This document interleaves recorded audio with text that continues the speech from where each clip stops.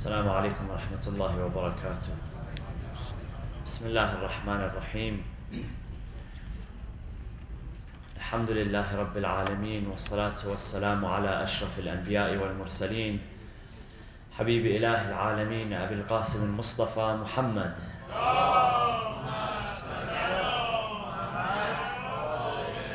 وعلى آل بيته الطيبين الطاهرين المعصومين المنتجبين.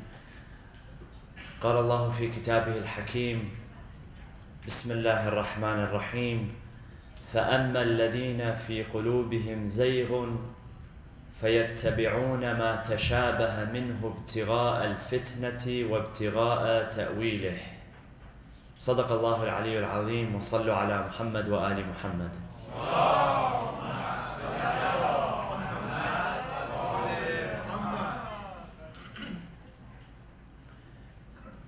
Disobeying Allah subhanahu wa ta'ala is a tragedy. And it goes without saying that any conscious, God-fearing believer, upon pondering, realizes that it does not matter the size of the disobedience. It doesn't matter how big his disobedience is or how small his disobedience is. Rather, one should not look to how small his disobedience is. Rather, he should look to whom he is disobeying. And what is more tragic than the disobedience itself is when we begin to defend and legitimize our disobediences. When you begin to look over them as minute or unimportant. Some scholars have suggested that there is no difference between a smaller sin and a greater sin. We refer to the greater sins such as murder and adultery and drinking alcohol, so on and so forth, as opposed to what we would consider as smaller sins. They say there is no difference because every sin, every disobedience is great in the eyes of Allah subhanahu wa ta'ala. And one way we can basically provide a solution for ourselves is to perform a self-assessment every day. Ask yourself, what have I done? Have I disobeyed Allah subhanahu wa ta'ala today? Or have I obeyed Him? And what kind of disobedience have I disobeyed Allah? So through self-assessment and through asking ourselves these questions, holding ourselves accountable and responsible, one can eliminate this attitude, the attitude of disobedience to Allah subhanahu wa ta'ala. And it begins on a personal level. In sociology, we're taught when it comes to asking yourself the question of what we're doing is right or wrong, ask yourself the question, next time you want to do something which you're not sure whether is right or wrong, ask yourself, what if everybody did what I was doing? So if you're driving, for instance, and you want to throw your trash outside of the car, it might seem unimportant, it might seem minute, it might seem of little or no value. However, ask yourself, well, what if everybody on the freeway right now during rush hour threw their trash out of the window? What would happen? Would it be okay? If it's not okay for everyone to do, then it should not be okay for you to do, even if you're doing it by yourself. So, one thing that as conscious, God-fearing believers we should understand is that it does not matter how small the sin is. Rather, look at whom you are disobeying. Look at whose commands you are disobeying. And in the eyes of Allah subhanahu wa ta'ala, something as small as backbiting or something as small as slander or gossip is very large. Allah subhanahu wa ta'ala says in chapter number 24, Surah An-Nur, He says to those who were spreading rumors about the wives of the Prophet. He says, وَتَحْسَبُونَهُ هَيِّنًا وَهُوَ عِنْدَ اللَّهِ عَظِيمٌ, that you count it as something which is unimportant, something which can be ignored. Something very minute, something of little value, these rumors that you are spreading. وَهُوَ عِنْدَ اللَّهِ عَظِيمٌ. No, rather in the eyes of Allah subhanahu wa ta'ala, it is very great. So, what this leads to, when we overlook our sins, when we see our sins as something which is not important, this leads to desensitivity. We become desensitized, and eventually what happens is it begins to open roads in front of us and open a larger gate, a larger door, where we begin to legitimize the most heinous of crimes. And this is in fact what took place in history. Yesterday, for those who were here, I mentioned after the martyrdom of Rasulullah sallallahu alaihi wasallam, one of the tragedies which took place was the defense and the legitimacy of the violation and suspension of the law of Allah subhanahu wa ta'ala. I'll give you an example. What happens when we begin to become desensitized towards sin, when we begin to overlook sin, or when we begin to defend sin, when we begin to legitimize it? After the martyrdom of Rasulullah sallallahu alaihi wasallam, one event which took place, which historians record, was known as the Wars of Apostasy, Hurub al-Ridda. The Prophet, upon his deathbed, one of the things which he commanded the Muslims to do is that they should unite in fighting the polytheists who were planning on taking over Arabia, who were planning on taking over Medina and Mecca. At that time, during the final few years of the life of Rasulullah, there were internal and external threats.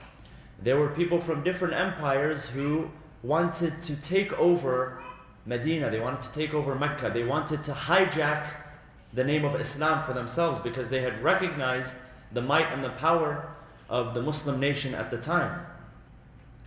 So Rasulullah ordered that these people be driven out of the Arabian Peninsula. So one event which took place after his life was Hurub al-Ridda, the wars of apostasy. People such as Musaylama al-Kadhab. Musaylama al-Kadhab was a man who claimed prophethood for himself. And he would claim that he has miracles, and he had his own followers, and he mobilized an army in order to fight the Muslims at the time. And after the martyrdom of Rasulullah, a Muslim army was mobilized in order to fight him. Now what happened was interesting, because Rasulullah had indeed ordered that these apostasy wars be fought. However, those who were in command at that time began to use these wars as an excuse for their own personal benefits. I'll give you an example. The first Khalifa after Rasulullah, Abu Bakr ibn Abi Quhafa, sent Khalid ibn al-Walid. Khalid ibn al-Walid was a man who accepted Islam during the later years of Rasulullah. And he was a talented military general. And for most of his life, he spent most of his life fighting against Rasulullah. In the Battle of Uhud, he was the main general, the main lieutenant who fought against the Muslim army. However, towards the end of the life of Rasulullah, he accepted Islam. This man, Khalid ibn al-Walid, became the right-hand man of the first Khalifa, Abu Bakr. So during the wars of apostasy, Abu Bakr sent Khalid ibn al-Walid to different people in order to secure their allegiance. Why to secure their allegiance? Many people, naturally, they had never heard of Abu Bakr. And those who had heard of Abu Bakr had never heard that Rasulullah had appointed him as Khalifa. So they would question it. And Abu Bakr knew this, and he knew that it was important for him to secure his position of Khilafah. So he sent Khalid ibn al-Walid, a talented military general, a man who many feared his sword. He sent him to different tribes in order to secure their allegiance. One of the people whom Khalid was sent to was a man by the name of Malik bin Nuwayra. Malik bin Nuwayra was a believer. He had accepted Islam during the time of Rasulullah, and Rasulullah trusted him to the extent that he was his representative to his people. Meaning that when it came time to collect taxes, for instance, Rasulullah would not send anyone from Medina to the people of Malik. He would tell Malik, he would send a message to him to tell him that you should be the one on my behalf. Rasulullah would tell him, you are my successor to your people. On my behalf, you collect the zakat, the taxes, and then you send them. So he was a trusted man. He was a believer. Him and his tribe, they were all trusted people. They were all believers in Rasulullah. He was one of the first people to reject the Khilafah of Abu Bakr. So what happened? Malik went to him. And when Malik was sent to him, the people that were with Malik, when Khalid went to him, the people who were with Khalid, they turned to him, they said, Khalid, did Rasulullah tell us to come to Malik and his people? We don't remember receiving such commands. He told them, I have received such commands. Even if you haven't, I have received such commands and you must follow me. So he went to Malik bin Nuwayra. When Malik saw him, he was surprised. He wasn't expecting the arrival of Khalid. And Khalid came with his men, and they were packed to the teeth. Their weapons were on them. So Malik and his people went up in arms. They took their weapons and they prepared themselves. And then a skirmish happened between them, a light exchange. They told them, well, why do you have your weapons? The other side told them, why do you have your weapons? They said, we weren't expecting you to come. So they agreed to put down their weapons and offer their prayers together. They put down their weapons. They offered their prayers together. As soon as they were done with their prayers, they ran back to their weapons. It was a very tense environment. They knew that something was going to happen. Now, Malik had a wife by the name of Layla bint al-Minhal. And Layla bint al-Minhal was known for her beauty. Everybody knew about her beauty. But she belonged to Malik bin Nuwayra. And Khalid ibn al-Walid placed his eyes on Layla bint al-Minhal, the wife of Malik.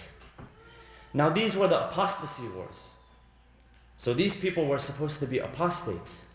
Khalid sat in front of Malik bin Nuwayra. He said, I am going to kill you. Malik said, why are you going to kill me? I am a Muslim.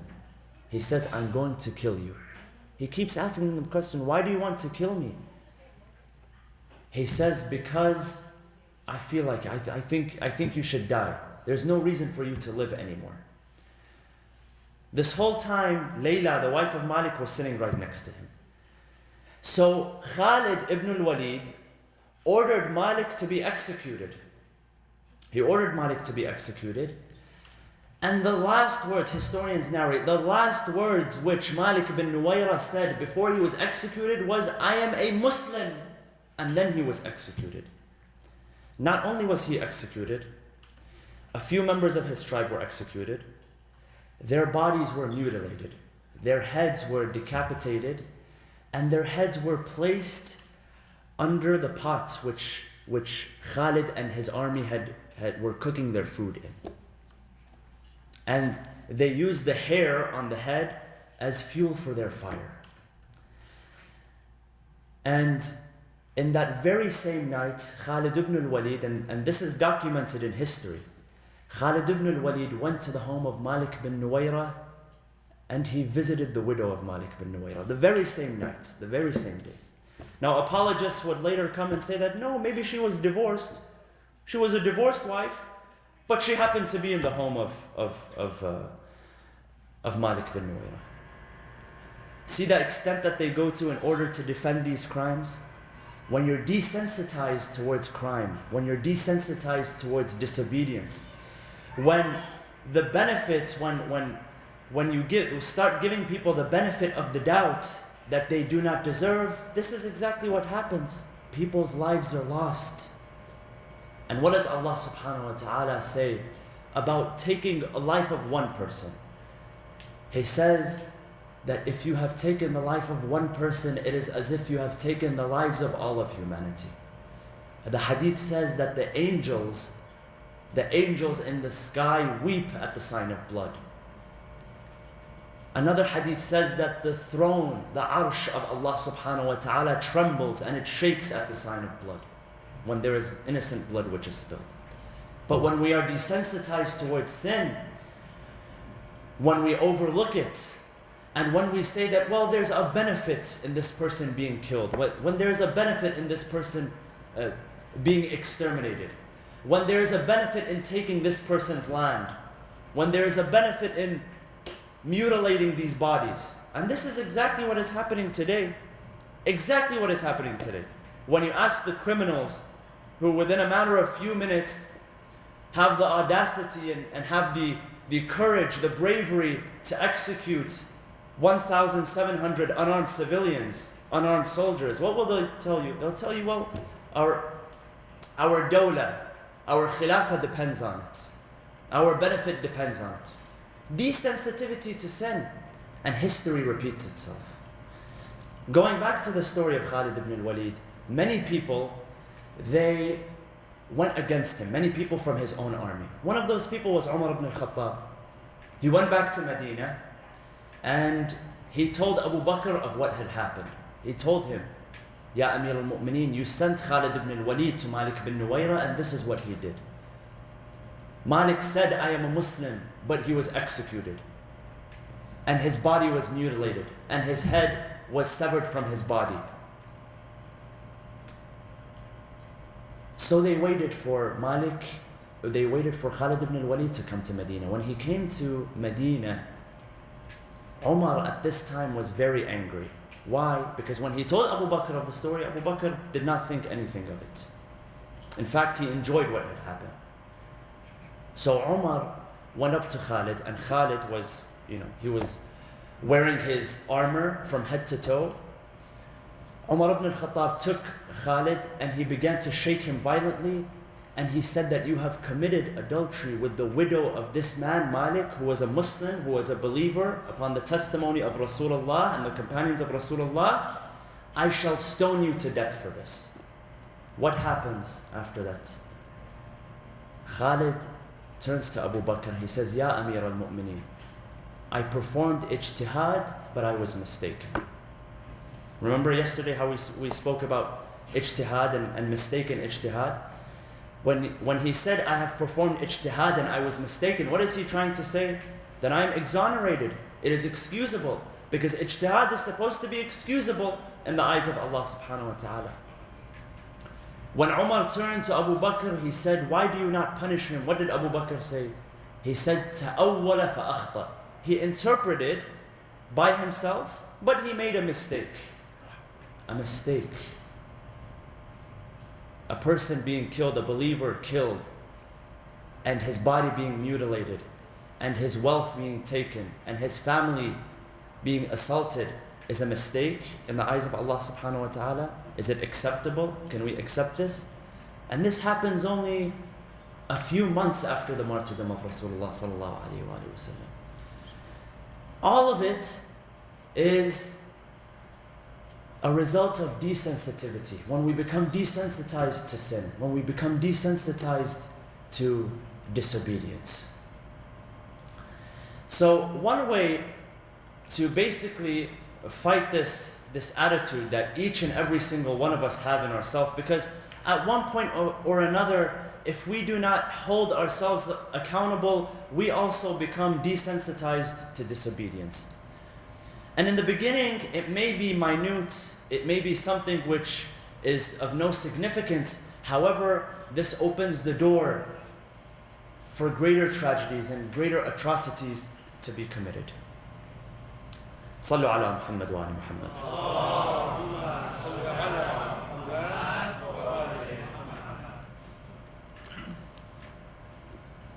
One of the admonishments that Rasulullah sallallahu alayhi wa sallam admonished Amir al-Mu'mineen with is the following.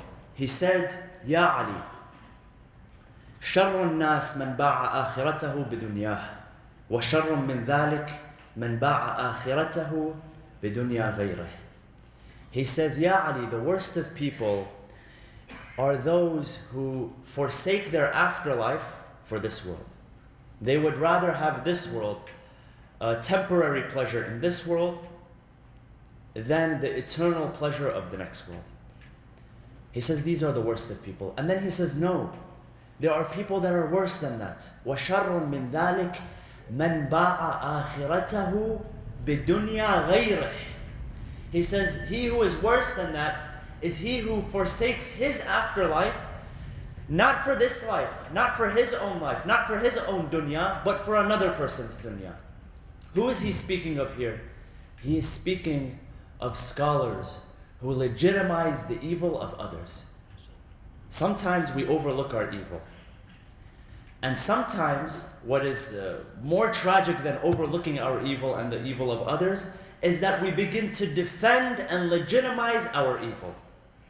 The Prophet said the worst kind of people are those who would rather have this life than the next life, who would sell this life, who would sell the next life for this life.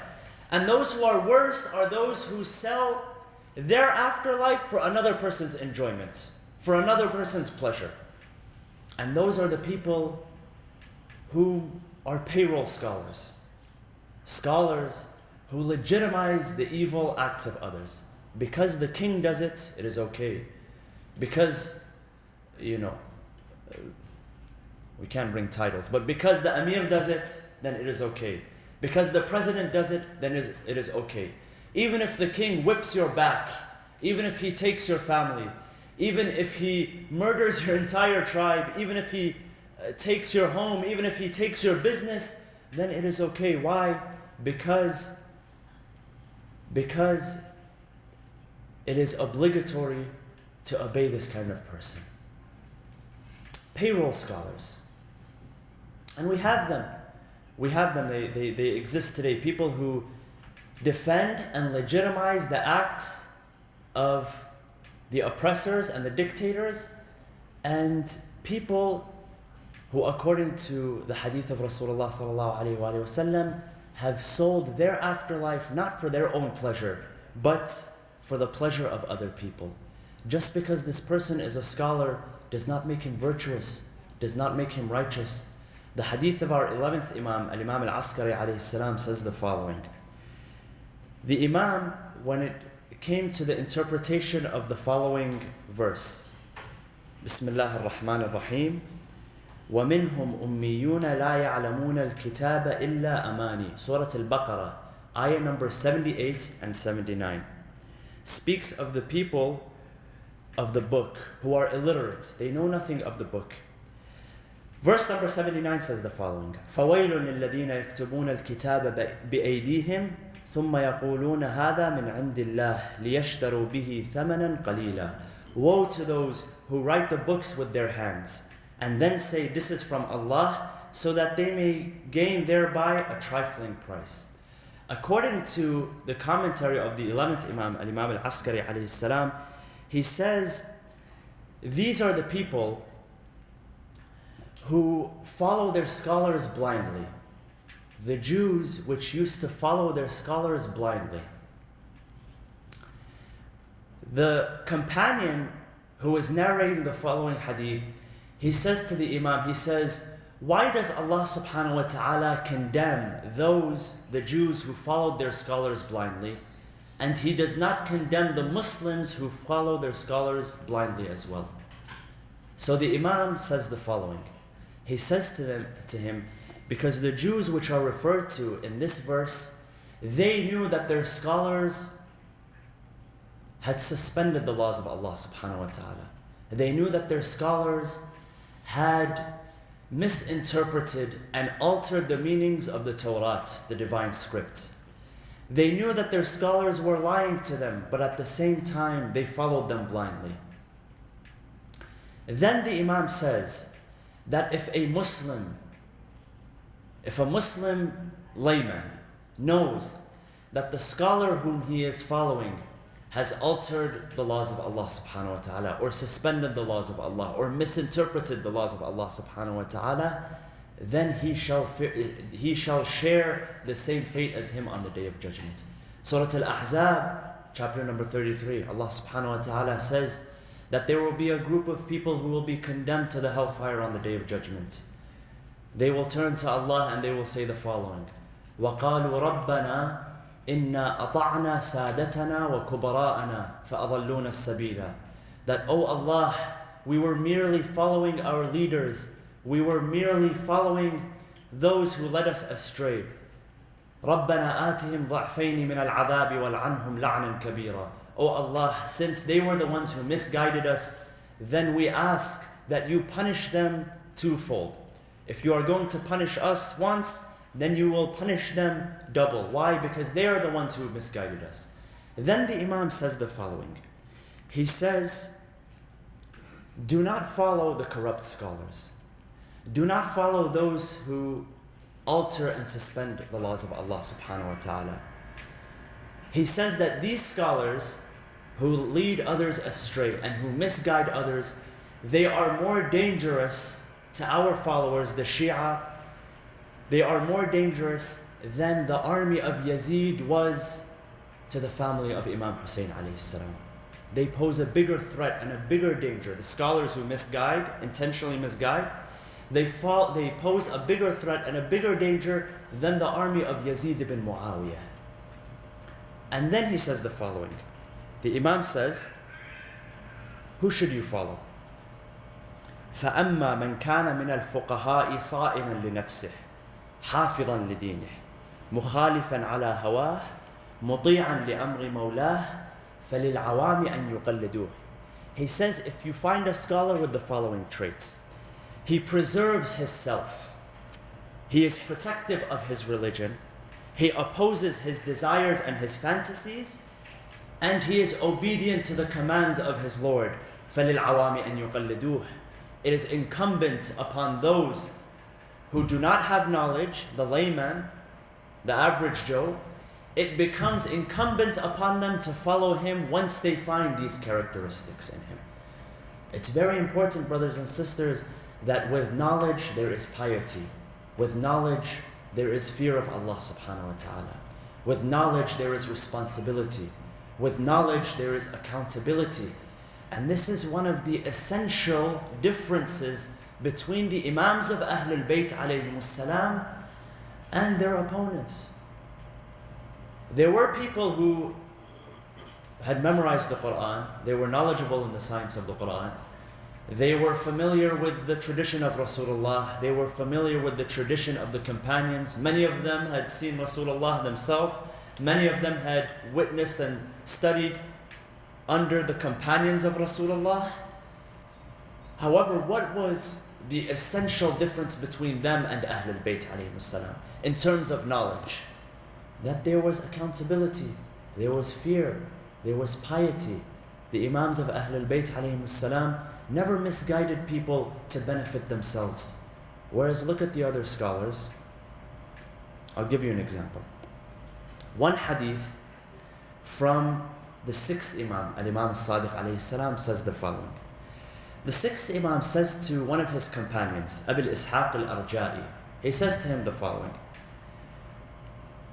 Abu Ishaq al-Arja'i, he says, قال Abu Abdullah alayhi salam. Abu Abdullah, when mentioned in the hadith, refers to the sixth Imam, Al-Imam As-Sadiq. He says, the Imam says to him, أتدري لما أمرتم بخلاف ما يقوله العامة? The Imam tells him, he says, do you know why? When it comes to hadith, when we have two contradictory hadith, if the chain of narration, the chain of narrators which leads to the Imam, if the chain of narration is authentic, but these two hadith are contradictory, one contradicts the other. One says that there is something which is obligatory, the second one says that that very same thing is prohibited. And this happens. This happens. In our hadith, there are many hadith which contradict each other. Now, how do we solve this problem? How do we solve this conflict which takes place between hadith? Well, our Imams of Ahlul Bayt, they taught their companions how to solve the conflict. One way of solving the conflict is by looking at what both the hadith are implying. And then if one of them follows the tradition or follows the fatwa, the verdict of the scholars which opposed Ahlul Bayt alayhimus salam, then that hadith is to be rejected. We don't know for sure. We are trying to determine which one is authentic, which one is true, which one did the Imam actually say, and which one did he actually endorse if he said both of them.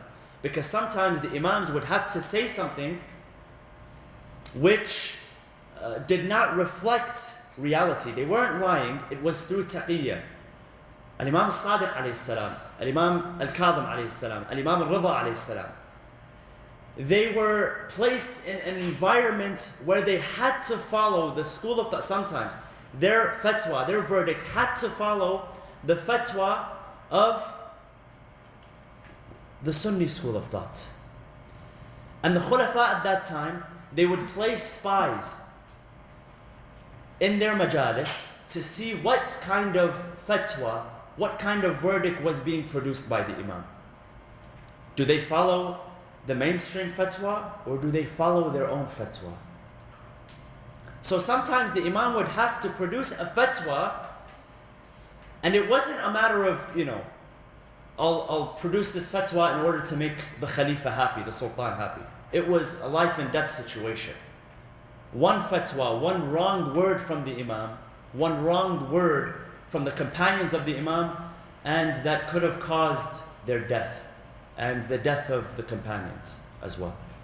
So sometimes there were ahadith which were contradictory with each other.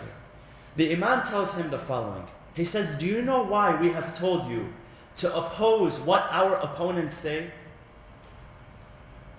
So Abu Ishaq al-Arja'i says no. What is the reason, Ya ibn Rasulullah? He says the following.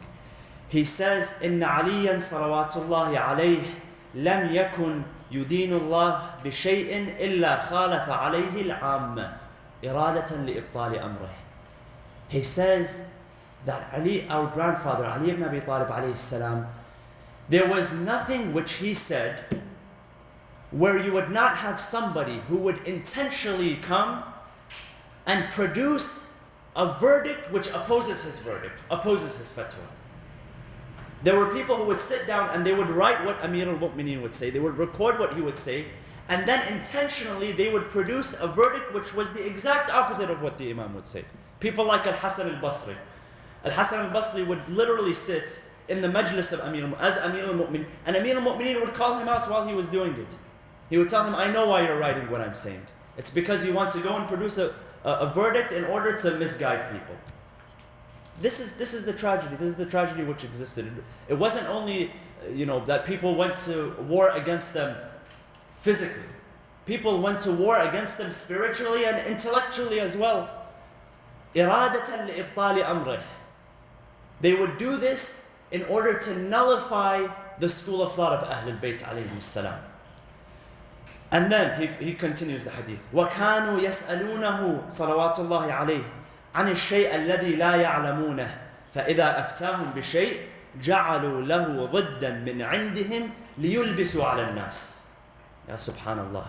They would ask him about things which they have no idea about. How many times should we circumambulate around the Kaaba? For instance, just as an example. And when he would tell them 7 times, they would say no, 8 times. And then they would go and produce a fatwa. And they would go to different cities. The Imam couldn't control everything. They would go to different cities, different mosques, different places and tell people, look, this is what you should do. This is what Ali ibn Abi Talib says. Why? لِيُلْبِسُوا عَلَى النَّاسِ, so that they can confuse people. And these were scholars. These weren't just regular laymen, scholars. But why? Because they had no fear of Allah subhanahu wa ta'ala. They had no accountability. They had no responsibility. A person who is conscious, who is God-fearing, who has taqwa, who has piety, will not suspend or alter or change the laws of Allah subhanahu wa ta'ala to benefit himself. He will not wrongfully interpret the words of Allah subhanahu wa ta'ala not wrongfully interpret the words of the Prophet and Ahlul Bayt alayhimus salam in order to benefit himself for his own pocket, according to his own desires.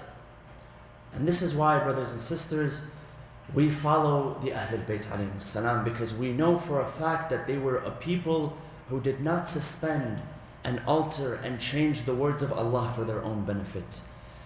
When the Quran says, مِنَ الْمُؤْمِنِينَ رِجَالٌ صَدَقُوا مَا عَاهَدُوا اللَّهَ عَلَيْهِ فَمِنْهُمْ مَنْ قَضَى نَحْبَهُ وَمِنْهُمْ مَنْ يَنْتَظِرُ وَمَا بَدَّلُوا تَبْدِيلًا.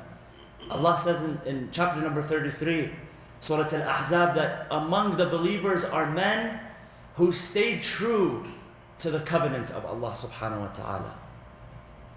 فَمِنْهُمْ مَنْ قَضَى نَحْبَهُ. Some of them have passed.